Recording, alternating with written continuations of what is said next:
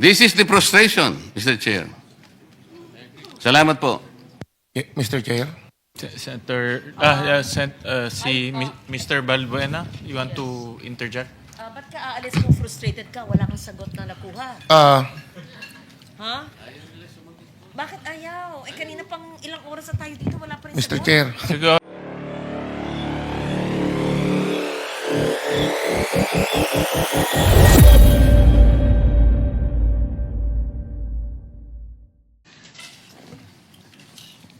Under Article 12, Section 17 of the 1987 Constitution, the state has the power to temporarily take over the operations of privately owned public utilities or businesses affected with public interest in times of national emergency when the public interest requires.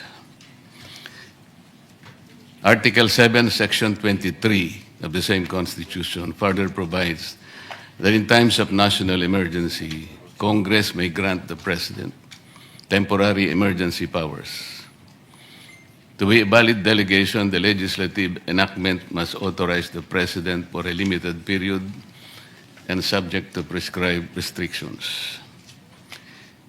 While Section 14E of RA 8479 authorizes not the President but the DOE to temporarily take over oil firms in times of emergency, the Supreme Court, in the case of Executive Secretary Leandro Mendoza et al.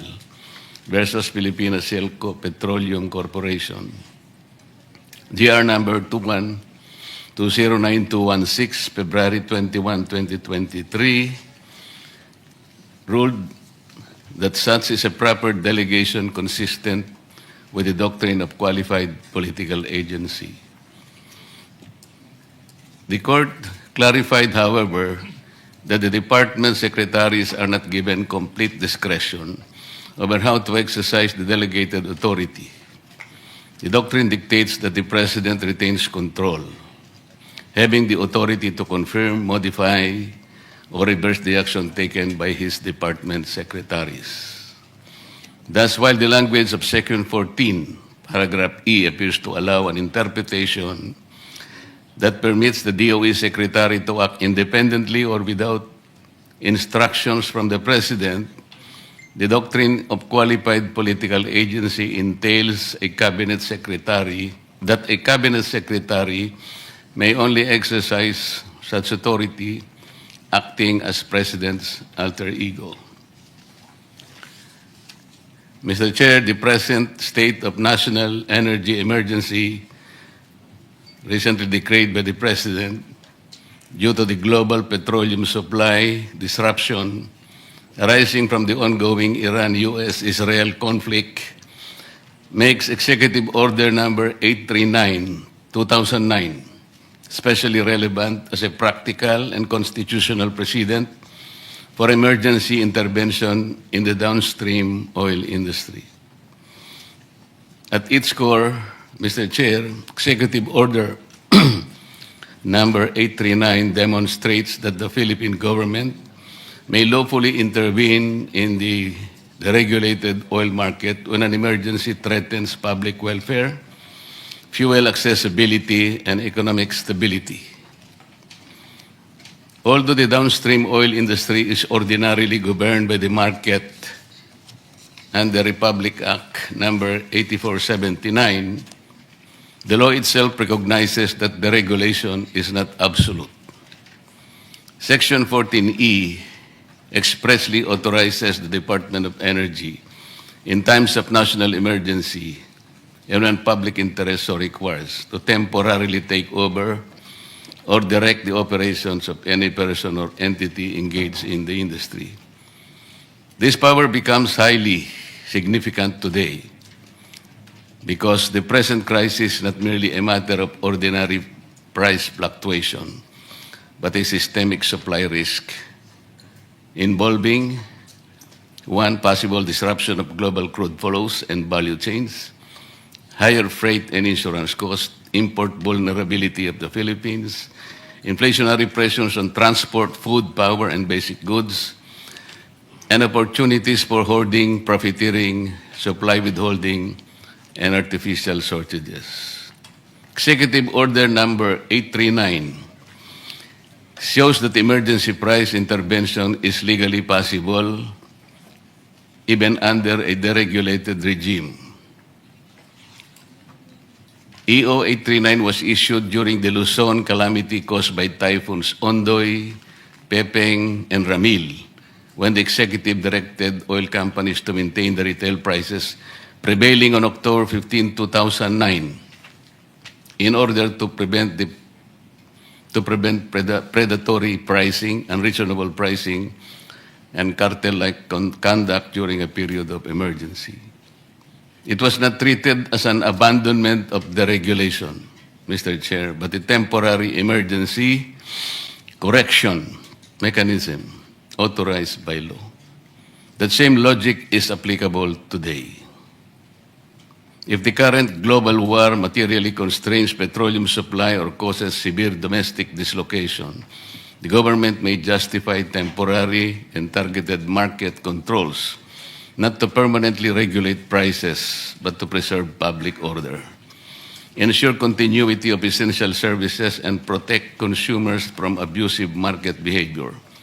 In this sense, Mr. Chair, EO number 839 is best understood as a legal template for emergency stabilization measures in the oil sector. The ruling of the Supreme Court in the case of Executive Secretary Mendoza et al. Versus Filipino Shell Corporation is highly relevant to the current crisis. The ruling confirms that the executive does not need to wait helplessly for market self-correction if national welfare is at stake. Rather, the President, acting through the DOE, may lawfully direct emergency measures in the downstream oil sector provided such actions are, number 1, temporary, 2, necessitated by public interest, 3, proportionate to the emergency, and 4, subject to presidential control. Thus, if today's emergency worsens, the government may invoke the same legal framework to justify active intervention in the oil industry. Unlike EO number 839, which was primarily a price freeze measure during several disasters affecting a specific geographical area, the current crisis is national in scope and rooted in an international geopolitical shock affecting supply chains and import availability. That means the state's emergency power under Section 14E may be used not only for price stabilization but also for supply assurance and distribution control. EO number 839 was later lifted by EO 845 once the immediate emergency conditions had eased and oil companies agreed to a targeted calamity assistance program. This is important, Mr. Chair, because it shows that emergency intervention need not be indefinite or absolute. It may be phased, adaptive, and responsive to actual conditions on the ground. That principle is highly applicable today. If the current energy emergency persists, the government is not limited to an all-or-nothing response. It may adopt time-bound controls, geographically targeted interventions, sector-specific fuel prioritization, or substituted relief mechanism where direct price controls become unsustainable. Mr. Chair, the oil deregulation law does not leave the government powerless in a crisis. On the contrary, it preserves a built-in emergency override, and EO number 839 shows how that override may be lawfully used when market forces alone are no longer sufficient to protect the public. Salamat po, Mr. Chair. Yes, go ahead, Senator Marcoleta. Mr. Chair, before we are overwhelmed by statistics coming from the oil companies, I think we should put some perspectives on today's hearing. You will note, Mr. Chair, that during the last hearing, this representation provided certain data coming from the tanks of Rotterdam Refinery and the tanks of Petronas Malaysia also docked in Singapore. May I be allowed to present this data, Mr. Chair, which I updated last night. So these are basic price data as of March 25, 2026. Yes, go ahead, Senator Marcoleta. Can you please, can you see it, Mr. Chair? This slide, Mr. Chair, is or provides the data supplied to me by Netherlands Refinery, Rotterdam Tanks in Singapore. As of March 25, 2026, on the basis of 100,000 shipment, 100,000 metric tons, which means 118 million liters. And assuming that Philippine peso is 60 pesos per $1, 1 metric ton equals 1,180 liters. The FOB price, as you will see in this slide, Mr. Chair, is 570 US metric ton per metric ton. Okay? Metric ton. Yung shipping cost nito, Mr. Chair, ito, 1,500. Okay. So, yung MOPS niya is $1.71 per liter. Kapag kinumpute natin ito, Mr. Chair, FOB, $570. So, translate na natin $15 per liter. Isama natin ng $15 per liter. And MAPS of 1.71. Multiply that by 60, Mr. Chair, and divided by 1,180.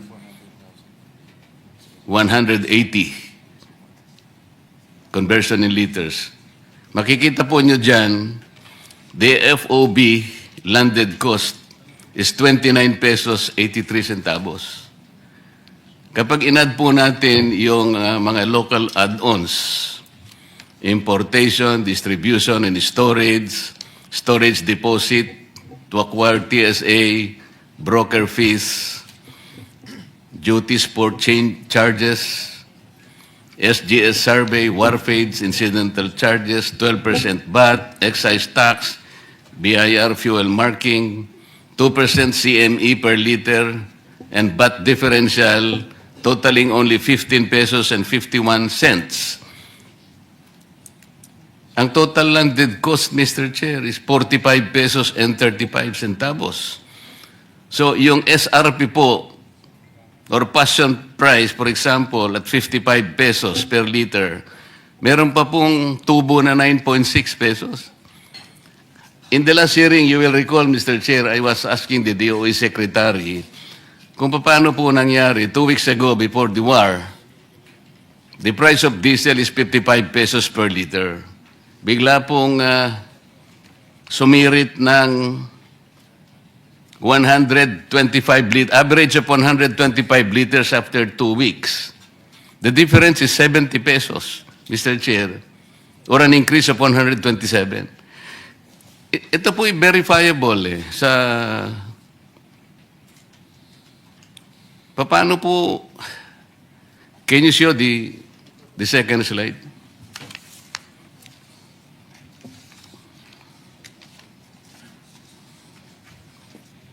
Yan ba yan? Mr. Chair, ito po yung second slide.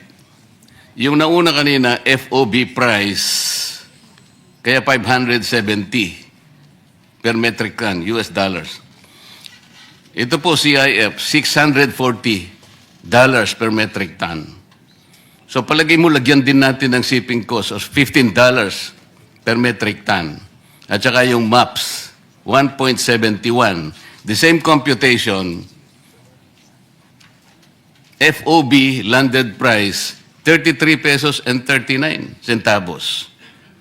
So isama po natin yung binanggit ko pong mga add-on, local add-ons, 51.51, 48 pesos and 91 cents. So with SRP or passion price of 55 per liter, may 6 pesos pa pong tubo eh. So paano po nangyari? Kaya hindi ko po maintindihan. Nagpatulong na po kami sa DOE nung isang hearing. Hindi naman po nila maipaliwanag. And they were asking for my data. Ayan na po yung mga data. Will you show the last? Mr. Chair, ito po yung last slide.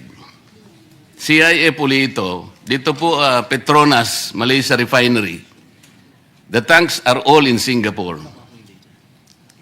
O ito po makikita nyo, $680 per metric ton, CIF.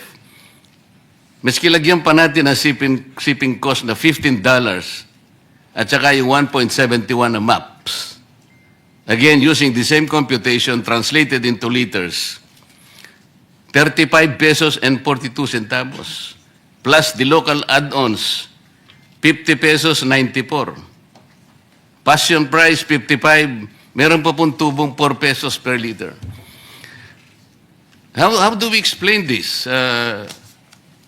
Sinasabi po ninyo you were importing it from Dubai and you cannot penetrate it because of the closure of the Hormuz Strait of Hormuz. Bakit po yun ang reference natin? I'm talking about the prices now being quoted by the tanks in Singapore. Petronas and Rotterdam tanks in Singapore. This is tanks to vessel transaction. Ay, alam ko po, alam nyo ito. So, yung vessel po lalapit lang sa tanks. Kaya kung gusto nyo, CIF, yung tanks na lang lalapit sa inyo. But these are the prices. You can check the prices in Singapore. Nasa akin po eh. I check it with a friend in Singapore. It's very easy naman po eh. We have an embassy in Singapore, I suppose, na maaaring makapagtanong din siya to check this data. Bakit po the President said 2 weeks ago we have about 50 to 60 na inventory. Okay. After 2 weeks, bakit po sumirit ng ganun? Inventory pa nyo, meron pa po tayo. During the last hearing, we have 45 days for diesel and 54 days for gasoline as admitted by DOE. So what are we talking about? Prices of Dubai or Argus benchmark analysis or even the MOPS? Why are we using indicators when there are basic prices even quoted by the tanks in Singapore? Bakit po yung reference natin is the MOPS or the Argus benchmark? Why so?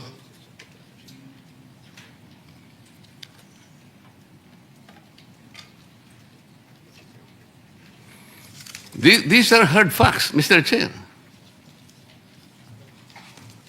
I'm showing it to you now.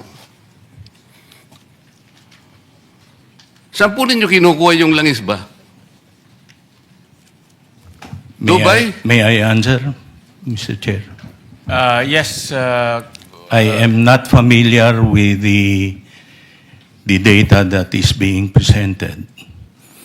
But very clearly also, Dubai price now is 140. You can ask DOE. How can a product be cheaper than $140 per barrel? Sir, because it is being referenced to the Argus benchmark, the Argus data. You're taking it from the maps. You talk about Dubai maps or Singapore Platts. Indicators po ito eh. This is the trading floor, like WESM. Tinetrade po natin yon. Pero kung yung mga tangki na po sa Petronas ang nagsasabi and they're providing this data to us, paano po natin i-reconcile ito? I'm not questioning your indicators po, but I am only showing some figures, hard facts, that are supplied to me. Your Honor, again, this is the first time that we've seen the numbers. We would love to check it as well. But Yes, sir. Yung Argus po kasi is another information provider. Para lang din maps yan eh. Pero dito kasi, plots ang ginagamit. Yes, sir. Ano po yun eh? Worldwide po yun eh. Let's take the example of WESM sa electricity po. It's a trading floor. Ang WESM po, kapag ka walang bilateral contracts po yung supplier ng kuryente, pupunta sa WESM. Kung bilateral, may mga suppliers po, ang Meralco, okay lang po yun. Pupunta lahat sila sa WESM. So yung WESM, the trading floor, ito yung spot market, ididikta niya. Pero hindi sa lahat ng pagkakataon sa WESM po yun. Kumisan nga eh, sa WESM magtataka kayo eh, 32 pesos pa nga eh, per kilowatt hour, which is impossible. Sa Meralco, siguro 10, 11 pesos per kilowatt hour. Sa electric cooperative, siguro, medyo mataas ng konti, 14 to maybe 18 pesos per kilowatt hour. Yan sinasabi po ninyo is the trading floor. That's the spot market. But I'm telling you, these are the figures. You can check it. Kaya po binigay ko na po rin para makita po ninyong lahat. I can even give you a name of a company in Singapore. Para siya po yung makipag-deal. It will take only the government, siguro mag-issue po kayong letter of intent. Baka mamaya po, sumagot na po yun eh. And for our country to issue the ICPO. Yusek, meron kang gusto sabihin? Oh. We'd like to thank, for the record, Mr. Chair, thank you very much. On behalf of the DOE, we asked for the data precisely to validate and also look into the conversion and the computation. So I'd like to thank the Honorable Marcoleta for showing it right now. For the record, Mr. Chair, may I provide the copies of the 3 slides I have shown? Yeah, the committee will request for those computation and furnish the Department of Energy those computations as well as the associations of the different oil companies. With For your the record, permission. Mr. Chair, I am leaving it with the committee. Yes. And for the DOE to just access this particular Yes, data. we will Thank you very furnish much, the Mr. Chair. we will furnish the department, Senator Marcoleta.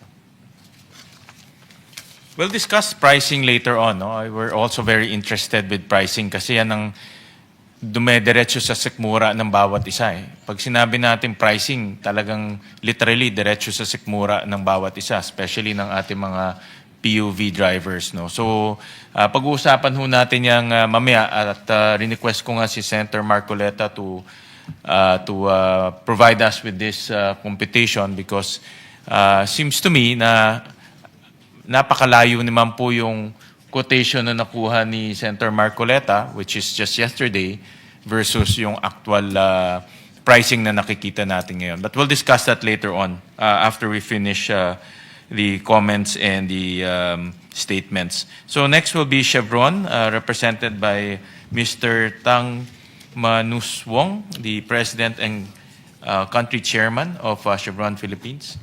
Go Thank you, ahead, sir. Mr. Chairman. Good morning, everyone. Before addressing the 4 inquiries from Mr. Chair, let me quickly address the point about the pricing. First and foremost, that's our first time seeing this information, so I appreciate if we can get that information for our validation purpose and also to make sure that the unit and the conversion is aligned with the practice here in the Philippines. What I immediately see from the list, what is missing is one of the key cost factor, which is the product premium that we have to pay to the trader. And that's already a big chunk of the cost component coming to the Philippines. Just to give an idea, now we are talking about dollar per barrel unit. Unlike the dollar per liter unit just flashed up earlier, MOPS yesterday for diesel was more than $220 per barrel, while the product premium that we have to pay to the trader in order to get the supply. It's supposed to be, in normal circumstances, is between $0 to $1 per barrel premium. But as of yesterday, it's more than $40 per barrel. That's the premium that we have to pay to the trader in order to get the supply. Again, after getting the information, that spreadsheet, we are willing to clarify and confirm the information whether the current information that we are using is aligned with that information or not.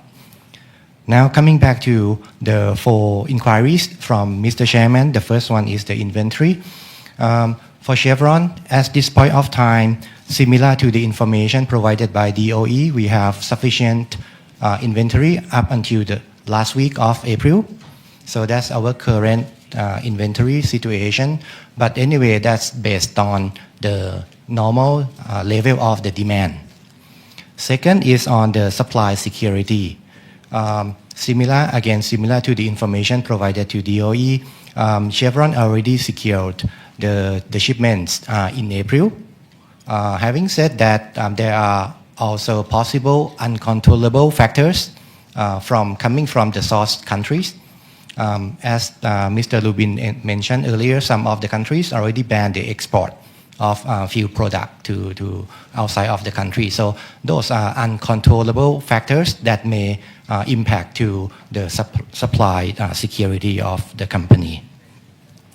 At the moment, we are in the finalization stage of the May shipment, which is yet to confirmed. And talking about the global supply chain, we get the product from refineries in the region, and most of the refineries in Asia got the crude oil from Middle East.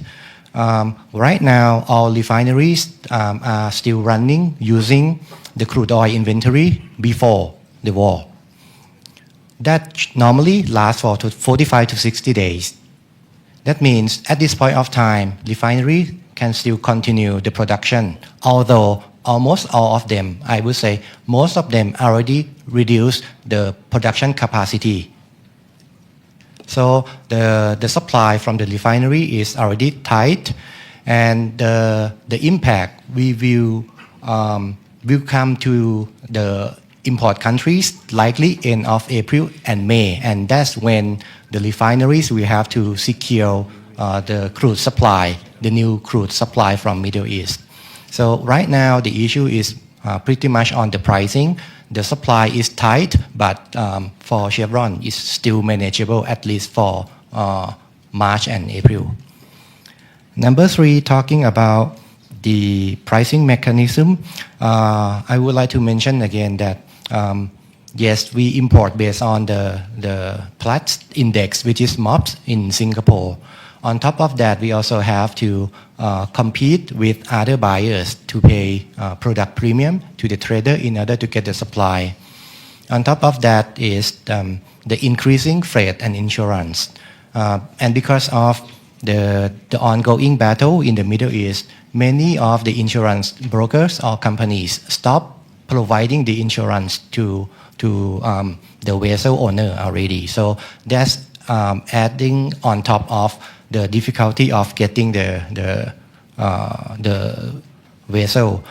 After that, then before coming to the country, we also have to handle the forex, the foreign exchange rate, which is peso is weakening, so you have to absorb that. So that's for the pricing. And last but not the least, about the support from the government. I have a few points. First one is the importation process. During this time, the best is we get the product in an effective and timely manner. So we would like to get the support from all relevant authorities to try to simplify the importation process, not to delay the unloading of the product from the international vessel to the terminal. Second is to streamline the activity across all government entities, central government, and also LGUs, because we still continue to experience different treatment or different actions from the central government, namely DOF, DOE, versus the local treatment from the LGU. So that's add on the complexity to our supply operation. And last one is many of the countries, as mentioned earlier, already banned the exportation of the product. So we would like to request for support from the government to have the G2G discussion with the government of other countries to ease their policy and to support the exportation to the Philippines. Thank you. Thank you. We recognize the presence of Senator Bam Aquino. Yes, Senator Marcoleta. Thank you, Mr. Chair. And we also recognize the presence of Senator Lauren Legarda. Morning.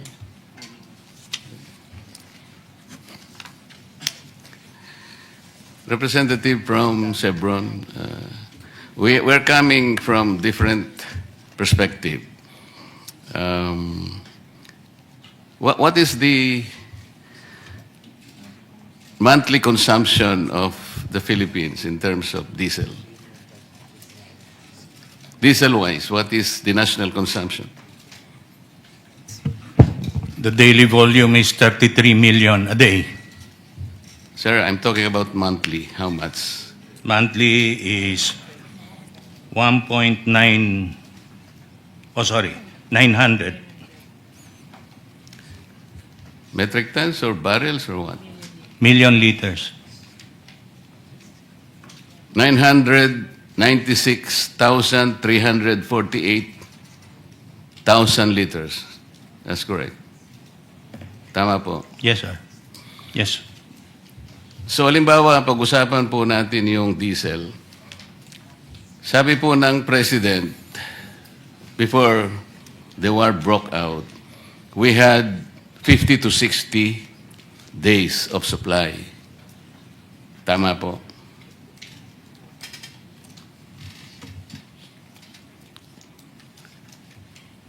So, after 2 weeks po, yung 55, tumaas po ng average of 125.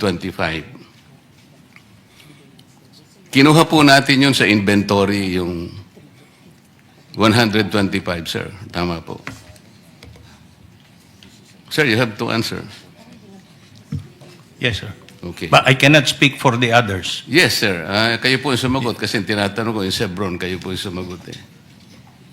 Okay? I have the number kasi. Yes, sir. So, 996,348,000 liters per month. Yun po yung consumption natin sa diesel. So, nagkaroon po ng increase na 70 pesos per liter after 2 weeks. That's 127%.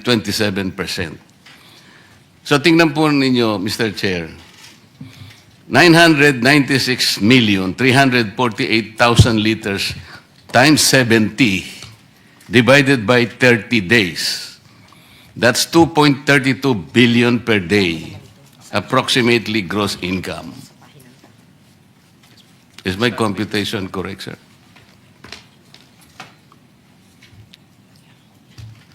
Ulitin ko po, 996,348,000 liters times 70, ito po yung increase, divided by 30,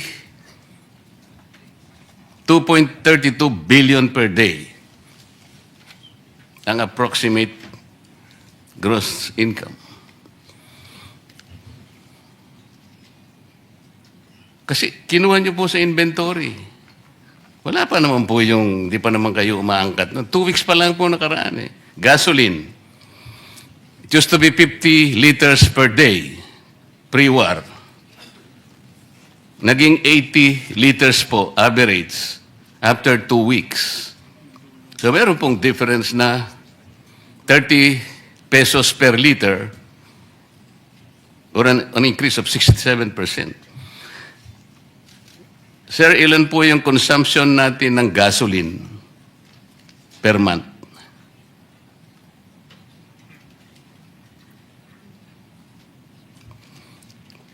4,521,000 barrels or 714,318,000 liters. Correct po?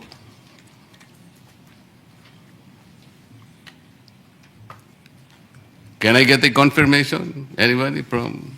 Welcome. Anyone from the from DOE or from our from These the figures were stakeholders? supplied to me by a friend from the oil companies. I think DOE will be the more appropriate resource person to shed light on this matter. Mr. Chair, as confirmed kanina, yung diesel is around 32.5 million liters per day. More or less 33 Nasort million. na natin yun. the gas- 996,348,000. Yeah, So yung gasoline. gasoline na lang. Gasoline is around 23.3 million liters per day. Or 714,318,000 liters. Tama po? The 23.3 million is already in liters, Mr. Chair. Daily. Kaya nga, times 30, ilan?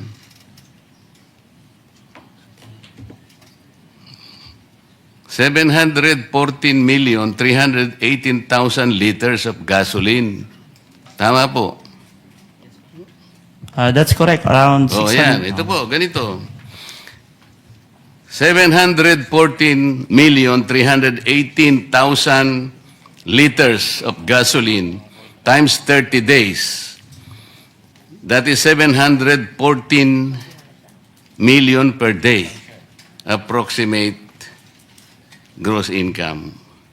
So pag pinagsama po natin itong dalawa lamang, Mr. Chair, per day po ito sa diesel po, 2,324,312,812,000 plus 714,318,000.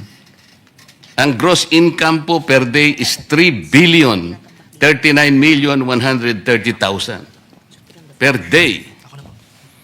3 billion, Mr. Chair.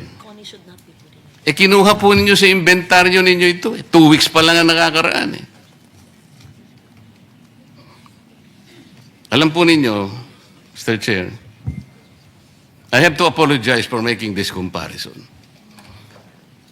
Yung 18 Marines po, yung kanilang mga dineliver na mga maleta, kinumpute ko rin po Despite the logistical nightmare scenario that was peddled to the public, ganito po yun Approximately, they were delivering 2 billion pesos per day. Based on 33 months times 4 weeks. Average po ng about 42.5 maletas, averaging 40 million each maleta. Ito pong gross income na kinocompute ko, Mr. Chair, mas mataas pa po doon sa maleta na dinala po ng 18 Marines. Allegedly. Wala po akong inaano. I'm just trying to see. I mean, yung analogy lang po. Wala po akong pakialam kung totoo o hindi totoo yung sinasabi po doon sa sworn statement. That has yet to be investigated properly. Ang kwento ko po is 2 billion a day, yung sinasabi nila. Yung sabi ko nga po, I'm not saying that that is correct. That is yet to be investigated properly and in proper time. Pero ito pong sinasabi ko, it's 3 billion pesos per day ang gross income po ng National Oil Company. These are not my figures. Salamat po, Mr. Chair. Thank you. Thank you, Senator Marcoleta. Again, we'll discuss the pricing later on, and I'm sure our friends from Manibela also have some observation on that. We'll finish the presentations from the oil sector. Next will be Shell Filipinas Corporation, represented by Ms. Lorelie Kiambao Ocial, the President and CEO. Good morning, Mr. Chairman. Good morning, other senators and members of the committee. Good morning to everyone attending here today. Today is March 26, which is the 26th day of the technical closure of the Strait of Hormuz. And that accounts for 20% of the flows of molecules in the world. And most of that is going through Asia. Therefore, if the conflict continues, then there will really be tightness in the entire world, which is first felt in Asia. So I do echo what Mr. Nepomuceno and Kunbon has mentioned when it comes to the tightness in supply. And it is getting tighter and tighter. And with Asia being the first region, India and then Asia being the first regions impacted. Then you also see like LPG problems in India and in Asia, the tightness. And as a result of that, then you do see a number of the governments declaring export bans, which has resulted to refineries declaring force majeure. Now, global prices for oil and gas are global. Therefore, even Mr. Trump, who has sufficient supply, is not spared from the elevated prices. So that region is not also spared. So when it comes to the supply and inventory of Shell Pilipinas Corporation, that is our foremost. I think our priority right now is to ensure that during this time we are able to still get molecules into the country. We want to make sure that we continue to supply reliable, safe, and quality fuel. Now, while we adhere to and maintain what is required by the government when it comes to inventory levels, at times like this, we recognize that is not enough. And therefore, we are exerting best efforts to still go beyond the minimum, making sure that we have enough stock coverage. It is extraordinary times. I think as the other players have mentioned, there are molecules out there, it's still available, but then with the elevated prices, it's really felt. And if you look at, even if you look at MOPS pricing at the end of February, it was 71. It has reached as high as 160 last week, and I think 140-ish yesterday. So that's also a 120% increase. I think it was mentioned on Market Premium, which is also published. It was hovering around $0 to $2 per barrel at the end of February, and now we are seeing numbers 30, 41. Insurance costs have gone up, freight costs have also gone up, and indeed it is not helped. It is not helped also by where the peso is. So I think for Shell Pilipinas Corporation, we support an all-society approach when it comes to how we work together moving forward to make sure that we are able to help our country. Now, for us, when it comes to resourcing and sourcing of molecules, we do rely on our global trading network. And aside from, for example, the usual routes that we have, then we've really gone into diversification when it comes to sourcing. We've also looked at contingency routing for that matter. And we are making sure that we prevent ourselves from being in a position where we are running short. But again, there is a question on pricing. So in the discussion indeed with the DOE, and I think which the DOE is now doing, we did ask for support when it comes to granting security to cargoes that we have already contracted. So we do see some countries exercising an export ban. So our ask has been through the G2G discussions to ensure that our contracts are honored and the cargo that is bound for the Philippines does get loaded and does get shipped and not diverted. We also support, I think, the government's efforts when it comes to targeted subsidies, and therefore we also have programs when it comes to PUVs and TNVS, for example. I think I think for us, even through this time, then we make sure that we are really compliant, yeah, with all the government requirements. Even when it comes to the schedules, yeah, around pricing increases, for example, and other things. I think on the diversification of supply, I think one thing that is under discussion is to align some of our standards with other countries, such as Australia and Malaysia, because for some of the specifications for the Philippines, then we have higher specifications. Now, if we align with other countries, then that does open up sourcing options for us, and therefore that is also being discussed.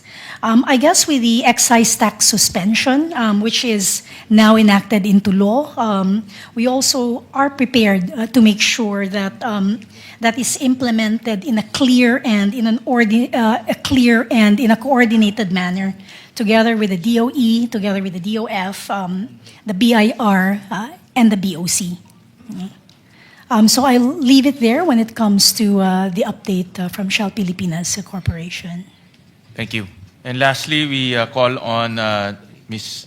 Jetty, yes, Senator Marcoleta. Just a few questions, Madam.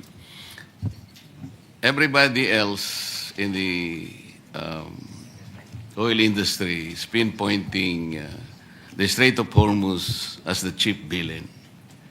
But you said that only 20% of the oil supply is coming through that route, the Persian Gulf and the Gulf of Oman. What about the Suez Canal, Madam? Are you assuming that it is closed? So right now, the Suez Canal is not closed. So Yes. you look at three waterways. No, I'm only asking you if the Suez Canal is closed also. It is not closed. It is not, of Yeah. course. And you know that the oil of Russia and probably Kazakhstan are being processed by Rotterdam. You know about that? It is a global business. Yes, I will have madam. to check But that. what I'm saying is Suez Canal is open. America is not affected by the Strait of Hormuz. Okay. From a pricing Petronas of perspective, Malaysia it is not impacts the affected entire by world. the Suez. Petronas of Malaysia is not affected by the Strait of Hormuz. Am I correct? Everyone is affected by the closure of the Strait Everyone. of Hormuz. Why everyone? I have shown to you Sir, because the of the data. pricing, which is global. that is always the argument. You're always returning back to the argument of a replacement cost, of Argus, of maps, and the plots. But what about the data I have just shown a few minutes ago? I think, as mentioned by the other members, we have not seen that data, and we would be happy to look at it. Now, if you then look at market dynamics, As we speak, you each- can already check this, madam. we will have a look at it, sir. I would be happy to have a look at it. Of course, of yeah. course. And this committee awaits for confirmation on your side, Yes. if these data are correct or not. Yes. That's Now, the only issue. I hear you. Because this data, as you might have noted, they do not even, they even included the VAT and the excise tax and even the biofuel. Earlier, even our committees also took upon ourselves of legislating, let's say suspending the collection of VAT or even the excise tax, and even suspending or replacing our CME with PME, which is, of course, will be affecting our coconut industry. But in this data that I have just presented, we will preserve all this. That's why it is very important for you to please check on this data, first of all, before we even continue discussing your apprehensions and your world data and the trending and the trading floor and the spot market and blah, blah, blah. Thank you, Mr. Chair. Mr. So Chairman. happy to. Mr. Chairman. Yes, Senator Makini. Mr. Chairman, ang data na binabanggit ni Senator Marcoleta, no, kung totoo po ay mahalaga talaga. Can we ask DOE para po, matagal pa po tayo dito. Maybe we can talk to the staff of Senator Marcoleta, some of the industry players. We can go on the side and tingnan natin kung option ba talaga to para makita natin kung yung veracity nitong data na to, no, please. Actually, Mr. Chair, I approached some of the members of the Senate staff. Yusek, please sit down.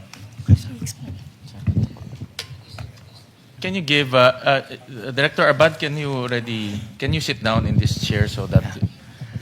Actually, Mr. Chair, we already approached the Senate staff so that we can compare and check the computation, looking into the details, including but not limited to the conversions.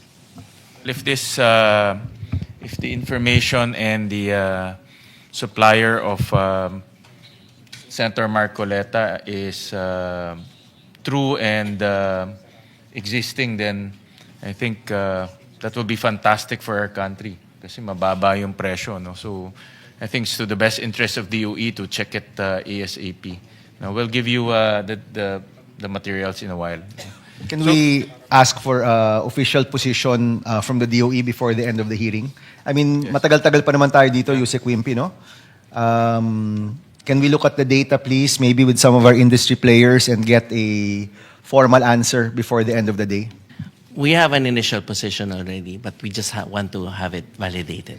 Thank you. So lastly, we call on Mr. Collado of Jet Petroleum. I'm sorry, sir. We have an initial position, not official. Initial position already. Okay. Thank you. Go ahead, Mr. Collado.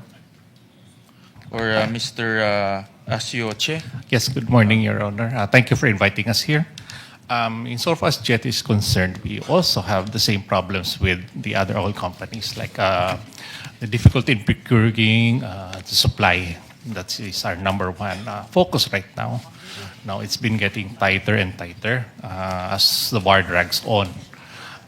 Fortunately, we have kept all our stations open. They are still adequately supplied. So wala pa po nagsasara sa aming network of stations. Okay. We have about 20 plus days for supply right now. This is on site. It means that what is kept already on our depots. Now we have some orders coming in, and so far only one vessel so far that we can confirm. No, in transit, it's already in transit. Some are still loading, so until that has been loaded and coming in, we cannot still confirm how the volume of that vessel. Okay, so far that's what I can say for now. Thank you. Sir Thank Chair, you, Mr. Asioche. Yes. Saan po kayo nagpapaload? Sir, good morning. Dito lang po, we only load in sa East Asia. So, Saan nga po? Malaysia, China, South Korea mostly.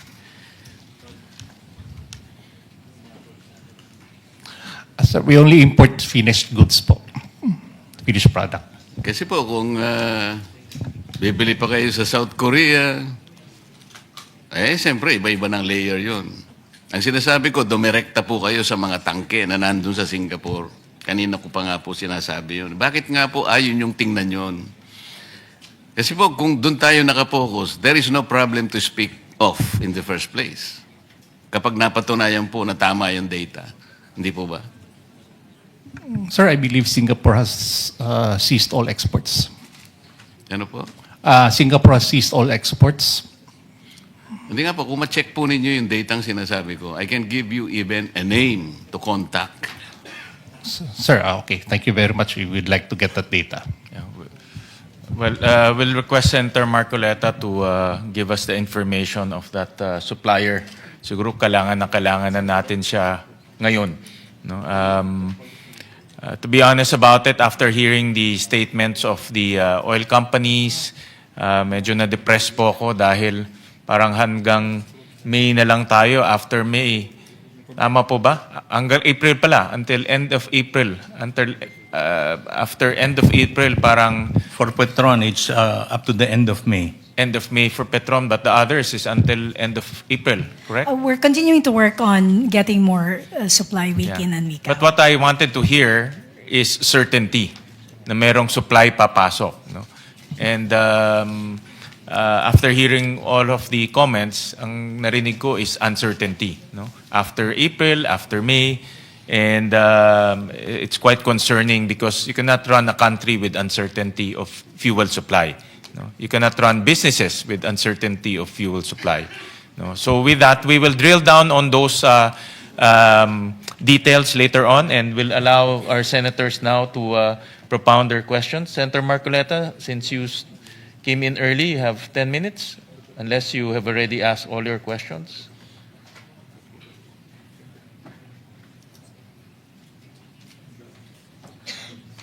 And then Senator Bamakino after. Salamat po, Mr. Chair.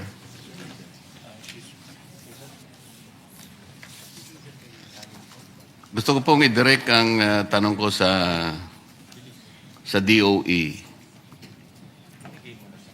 Kasi po kanina sa opening statement, Mr. Chair, binanggit po natin yung Republic Act 8489. Kakambal na nga po niya yung binanggit po natin na executive order.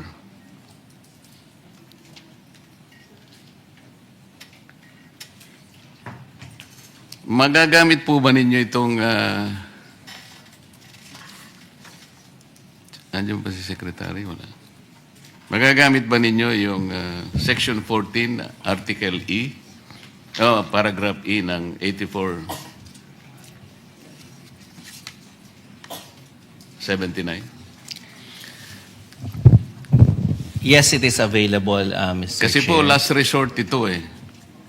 Yes. Kung ako pong tatanungin nyo, ayoko pong dito tayo humantong. Kasi last resort na po ito, Mr. Chair. Parang napakalaki na ng problema ng ating bansa. Kapag ito po ang ginamit na natin. At ang katambal nga yung Executive Order 839. Ito naman po ay pinangatawanan ng Supreme Court sa kasong binanggit ko kanina. Yes, Mr. Chair. So, kung ganito po yung senaryo ang sinasabi nila, at ito nga pinangangambahan na ng chairman, maski po ako talagang kinakabahan na rin. Baka May, sabi niya, May Day na. Paano ngayon ito? Paano kayo papasok kung ganun halimbawa yung senaryo ang sinasabi nila? Meron po ba kayong nakalaan na mechanism kung paano natin gagamitin ang available na batas na para sa inyo? Okay. Thank you very much for the question, Mr. Chair. Would also like to thank the Senator for bringing out the limitations, because it is important that we emphasize the need for balancing. And even in the local level, we emphasize that balancing. Meaning, pag sobra yung supplies natin sa lokal, mali po yun. Pag kulang naman po, mali din yun. Paano po natin may iwasan yung mga kamalian? Una-una po, yung behavior nating lahat is not only on the supply, but also on the demand. We have to regularly go about with our business, considering that even if we say na hanggang May lang siya, tandaan po natin ang cycle ng pag-order. It's around 2 weeks. At na-emphasize po natin 2 days ago that we have sufficient supply considering na almost puno yung ating mga storage facilities. So, may kailangan ba tayong mangamba? Kung nakikita po natin yung nangyayari sa Middle East na wala pang linaw, mangangamba po tayo doon. Pero kung meron po ba tayong solusyon? Meron po tayong solusyon. 14E is indeed extreme, but it always gives, it is the wisdom of Congress and the law to give that strategy as a last resort to government for protection of everyone, not only of the consumers, but also for business. So, yun po yung ine-emphasize ng Department of Energy. Now, with this declaration from the President, we have scenarios precisely to avoid that grim scenario na mas nagkakaroon ng leeway ang Department of Energy. But we can tackle first what happened before that. So, we were talking to the oil companies of trying to see how we can assist them. But we also emphasize the proper behavior on the supply side. There should be no favoritism of gasoline stations in the distribution locally. There should be no hoarding for the gasoline stations so that it will be available for all our consumers. There should also be no hoarding for our consumers because at the end of the day, the balance will be distorted if there will be a problem on the supply, on the behavior of the suppliers, and a problem of the consumers on the demand side. We have also been calling for energy efficiency, and we have called for all these strategies, coordinating with the local chief executives, coordinating with the chiefs of police. Now, when Uplift convenes, we will have... Mr. Chair, can we be more specific, sir? Because emergency nga ang sinasabi nila eh. Ako naman sabi ko parang wala akong makitang emergency, but the other side is talking about a grim scenario. So kung halimbawa talagang meron ng grim scenario, ano bang gagawin ng DOE? For example, para lang magkaintindihan tayo, can DOE, for example, issue a show cause order? Yes. Nag-yes ka kagad, hindi mo pa Ay, sorry. tinatanong. For example, can the DOE issue a show cause order to stations, for example, gas stations, that implement price hikes beyond what is qualified or what is justified by maps? Kasi kunyari, tanggapin natin merong maps or Argus averages. Kasi ang pinag-uusapan natin ngayon, kanina tinanong ko, wala naman sumagot isa man sa mga oil companies. After 2 weeks, inventaryo pa yung binebenta nila. How come biglang nagtaas ng ganun? Meron ba kayong ginawa para check-in the justification? Reasonable ba yung pagtaas? I already computed 3 billion gross income per day. Do you think that is justified? Do you think that is reasonable? Anong ginawa ng DOE para tingnan yon? Ang inventaryo nila is 50 to 60 days eh. So ang ibig ko sabihin, can DOE also, siguro, short of legislation, kasi sabi naman ng batas eh, in times of emergency, when national interest requires, can you mandate the oil companies, for example, to itemize? The word is unbundle their costs, no? Starting from the base international price, no, the maps, the plots, the Argus, yung freight, yung insurance, and the profit margins. National emergency ito eh. And then can you mandate them to maintain a larger physical stock of buffer against sudden and real global spikes so that we can reduce the immediate replacement cost? Kasi sinasabi natin, Mr. Chair, magbebenta sila 120% more using the replacement cost. Can we justify that? Starting from the DOE, anong gagawin nyo? The oil companies will use the replacement cost kahit hindi naman kailangan because the inventory was still there. The DOE is not doing anything. So the law is very clear. Under emergency situation when the public interest requires it. Ito yung tinatanong namin sa inyo. Salamat po, Mr. Chair. Thank you. Are you requesting DOE to respond? Yeah, go ahead. Yes. Okay. Let me clarify. We have heard from the previous meeting and also today that the DOE has done a lot. So can the DOE issue show cause orders? Yes, it can. Because that is the one that triggers the discussion on the reasonableness. Kung merong complaint ang ating mga kababayan, pinapag-explain natin yung ating mga gasolinahan para ma-validate kung meron nga bang profiteering, kung meron nga bang hoarding na nangyayari. So meron po ba tayong ginawa doon? Yes, and I have mentioned that in the previous hearing.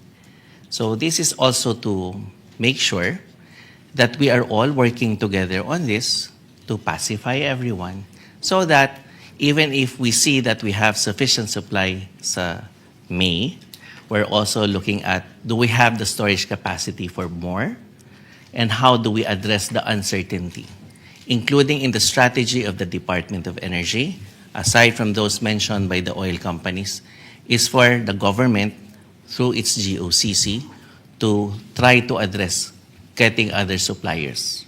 And we have PNOC or PNOCEC, if they are here, to provide the updates on that end. We were also able to look into not only the demand side management, but the coordination on the ground. How do we make sure that the balance is not only for the country, but when we pass through San Juan going to Makati, diesel will be available. Kasi meron tayong mga nakukuhang reports that some items are not available in certain gasoline stations. So what is the strategic coordination that we presented earlier? From the local chief executives to the chiefs of police, we also coordinate with the NICA yesterday. And we are doing all these even without the uplift convening already. That's why we also thank the Senate for convening the Protect so that we can have more ideas coming in. So has the DOE done a lot? Yes. So there is the show cause order. From the show cause order, it goes through the scrutiny, and if there will be more explanations that should be written and under oath, it opens up those who will not tell us the truth or those who will not submit that documents that are truthful. It opens up criminal cases, including but not limited to perjury, including but not limited to falsification of documents. So even without using 14E, we have been doing all this under the certificate of compliance. So we are using, in a way, the conditions that we have given out to all those that would engage in the business of selling petroleum products. So we also emphasize that the business of selling petroleum products carries with it a greater responsibility. They were given by the oil deregulation law to have pricing strategies, partnerships with malls, partnerships with credit cards, so that they will be able to compete and enable themselves to expand their network throughout the country.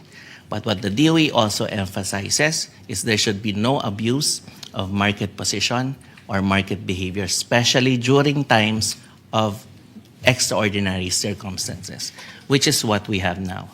So have the oil companies and the gasoline stations been cooperating? Generally, yes, but we are still looking for those who have not been cooperating.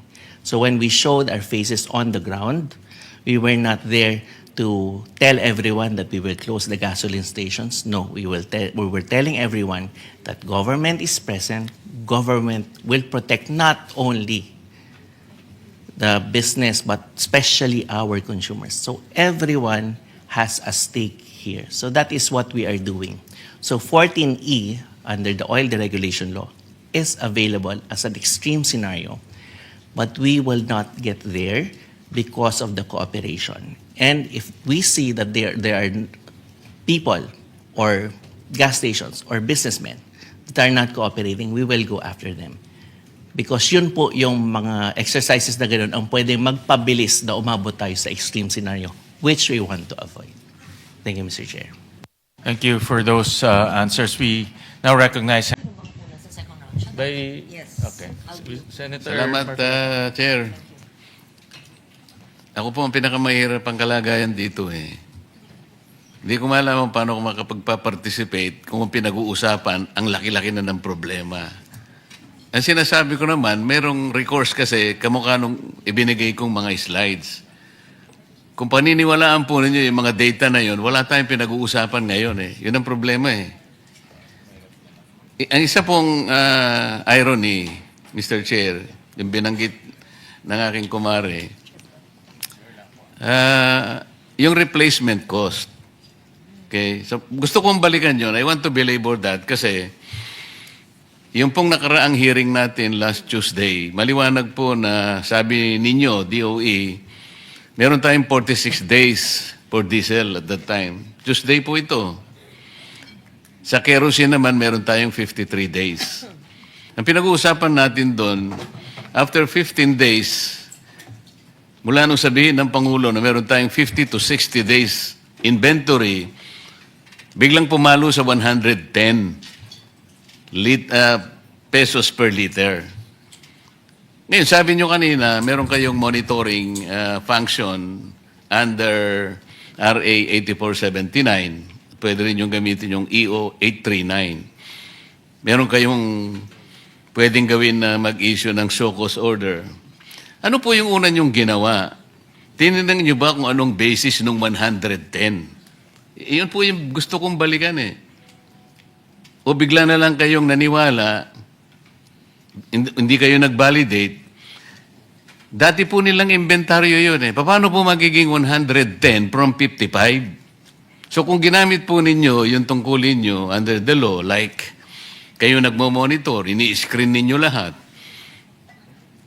did you ask them to present, for example, documents na to validate na kailangan 110 na per liter? Kinuha nyo ba yung mga dokumento sa kanila na bumili na ba on the replacement cost ang basis? Paano po nangyari yun? Inventaryo po ang pinag-uusapan natin. Wala pa naman eh. Ang problema kasi sa replacement cost kasi, Mr. Chair, kahit na wala pa yung ibibili nila sa susunod na kanilang pagbili, ay dapat nandun na yung cost na dinidictate ng Argus at saka nung maps. Yun ang problema eh. Ito pong replacement cost, Mr. Chair, konektado po doon sa sinasabi nating rackets and feathers irony. Ano po ibig sabihin nun? Ito pong rackets and feathers irony focuses on the asymmetry of pricing.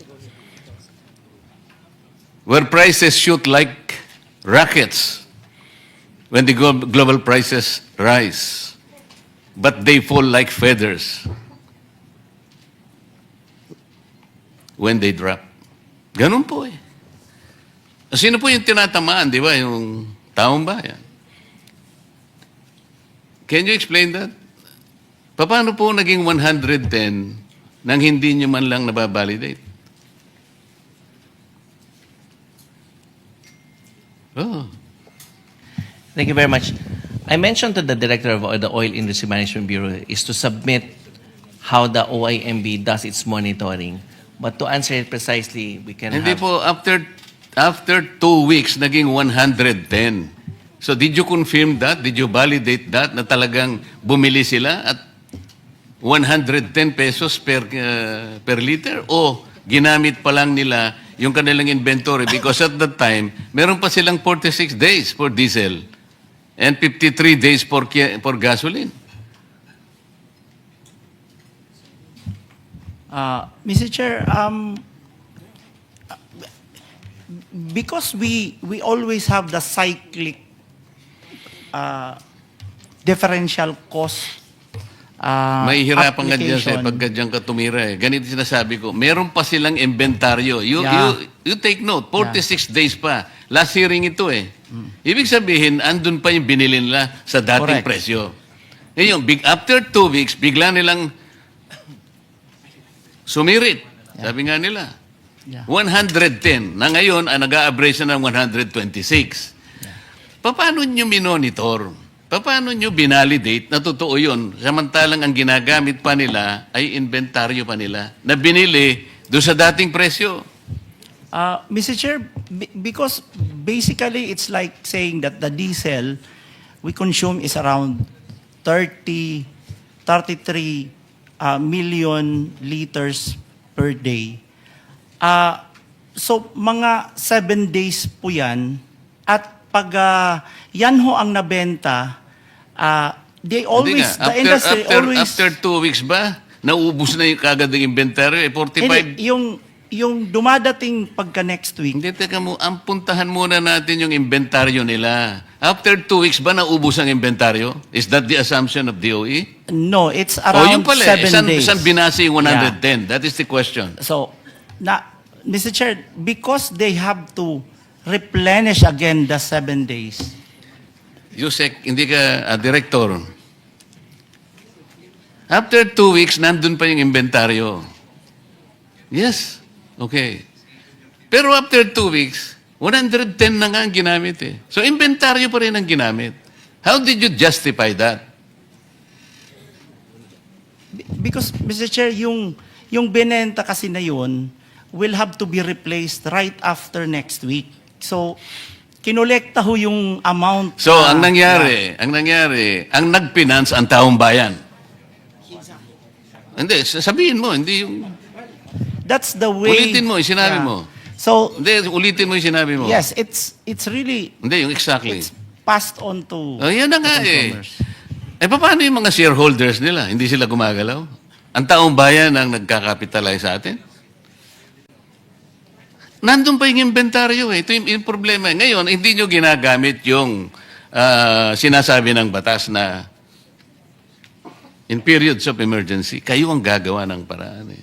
As a matter of fact, pwede nyo i-take over eh. Hindi naman yun ang sinasuggest ng committee ito eh. We're all finding solutions to this. Pero itong mga questions nito, kasimple lang, hindi nyo man kayang sagutin. Mr. Chair, we would like to clarify that we are not here to dispute the business models of our oil companies. As a matter of fact, we are thankful for their sacrifices for this country.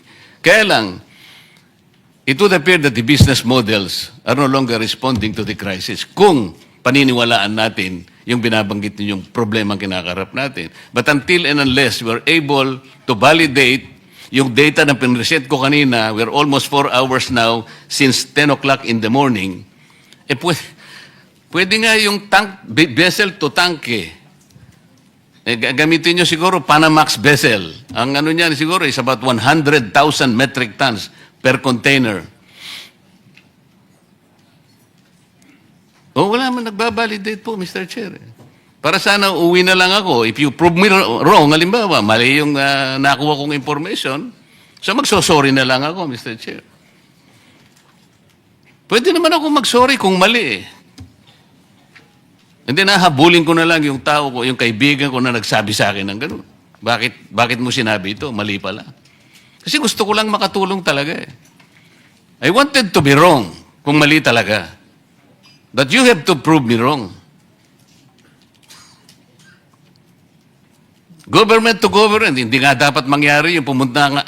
Andun nga yung tangke, yung mga tangke ng 2 refineries. Rotterdam refineries produces, I think, 1.2 billion barrels, per day. At nandun ang kanilang tangke sa Singapore. Petronas also, andun ang tangke nila. Ayun po yung kanilang presyo. No, nobody is reacting to this. Pinag-uusapan natin yung problema at ang mga measures na gagawin natin without even going back and checking whether those data are valid or not. So, paano yung replacement cost? I already told you, kung papayagan natin yun, after 3 weeks or after 2 weeks, 3 billion pesos per day. Did you check this? You say? Okay. No, did you check that it's 3 billion pesos per day ang income? Pireset ko kanina. But the collection this week was also used to purchase the level, even higher level of products. Kinuha mo na kagad kasi dapat sana there should be a point where the replacement cost should begin. Saan ba magsisimula? The inventory should end where the replacement cost should begin. Ang nangyayari, ito nga, binil nyo na kagad ang taong bayan, 110 kagad, 2 weeks, nandun pa ang binenta ninyo, sarili nyong inventaryo. So, it is the public, it is the poor public. Ayan si Mr. Boss, ano ang pangalan mo? Si Mr. Balbuena kanina pa naglulupasay. So, Mr. Chair. Mr. Chair. Mr. Chair, we're not saying that that is right in the business the way it's But now you are deregulated. not answering my question, Director. Sagutin mo muna. Is the 3 billion pesos per day? 1 month lang ito eh. So per day ito, 3 billion. Yes, Mr. Chair. If the perspective, because it's a matter of perspective, if the perspective is to ensure that the 7 days used up this week will be replaced by next week immediately, then the oil company has to collect that level of collection to be able to purchase the 7 days replacement. So we can always go back to the 45 to 50 days supply. But if the perspective, again, if the perspective is you want to use up the 53 before you replace it, and that is very dangerous, then I think we can exhaust the 53 at that lower price. But the problem is if they're gone and the collection is very low, you can no longer replace the 53 days.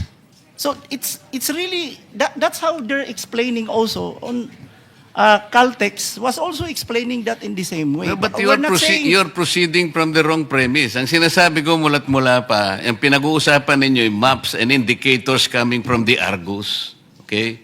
Yun ang basis ng replacement cost. Okay? Ito yung spot market ninyo, itong trading floor ninyo. Ang sinasabi ko, after 2 weeks pa lang, and considering na meron pa kayong 46 days and 53 days for diesel and gasoline respectively, kumulekta na ng 3 billion, kumita na ng 3 billion pesos per day, which was bankrolled by the people themselves. This is the irony. Ngayon, ano yung role ninyo in the period of emergency and national interest is involved already? Ba't ang pinag-uusapan pa natin replacement cost na kagad? Ito muna ang sagutin ninyo. Is it reasonable? Is this reasonable? In 2 weeks' time? Mr. Chair, again, it's a matter of perspective. When the law says that we may direct the operation, we have to be mindful of again, on price, we have to be mindful of allowing the oil company to be able to replace it on a weekly basis. Okay, isara natin ang argumento. Did you check the oil companies? Kinuha nyo yung document? Kanino nila binili? Makikita nyo ba kung magkano binili? Did you check that? Have you done that? Not in that paano mo sasabihin ngayon? Katungkulan nyo ngayon, if you are screening, if you are monitoring, okay, sabihin na natin replacement cost. Ali kayo mga kaibigan. Pwede nyo bandalin yung inyong mga ICPO. Tingnan natin kung saan nyo binili. Binili natin kay ganito, ito po yung presyo. Ganito. At least chinek natin. Now I am asking you, nag-check, sabi nyo hindi. So ano yung monitoring? This is the frustration, Mr. Chair. Salamat po. Mr. Chair. Senator, Mr. Balbuena, you want to interject? Ba't ka aalis kung frustrated ka? Wala kang sagot na nakuha. Ha? Bakit ayaw? Kanina pang ilang oras na tayo dito, wala pa rin Mr. sagot. Chair. So go ahead. Opo, malinaw dun sa na inventaryo pa lang nila yung itinaas nila.